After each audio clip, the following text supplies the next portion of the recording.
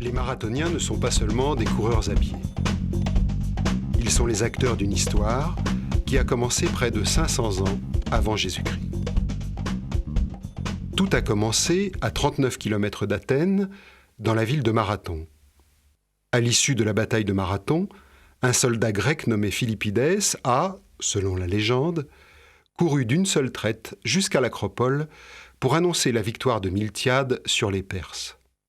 C'est avec la renaissance des Jeux Olympiques, créés par le baron Pierre de Coubertin et sous l'influence de son ami Michel Bréal, que le marathon prit son véritable envol. Athènes, 1896, premier jeu moderne. Une vingtaine d'athlètes, dont 12 Grecs, participent au premier marathon de l'histoire.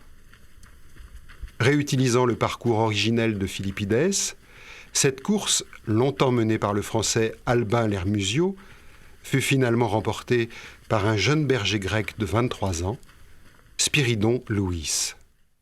En 2 heures 58 minutes et 50 secondes, Spyridon Louis est devenu le premier champion olympique du marathon. Bien qu'il fût célébré en demi-dieu, il retourna quand même vivre dans son petit village. À l'époque, la distance du marathon était d'environ 40 km. La distance de 42 km et 195 mètres a été fixée lors des Jeux Olympiques de 1908 à Londres.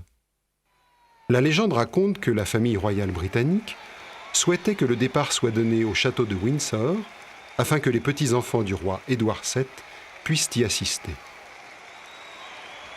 L'arrivée devait se terminer en face de la loge royale du stade olympique, où trônait la reine Alexandra. C'est seulement le 27 mai 1921, à Genève, lors du congrès de l'International Amateur Athletic Federation, que les 42 km et 195 mètres furent officiellement reconnus.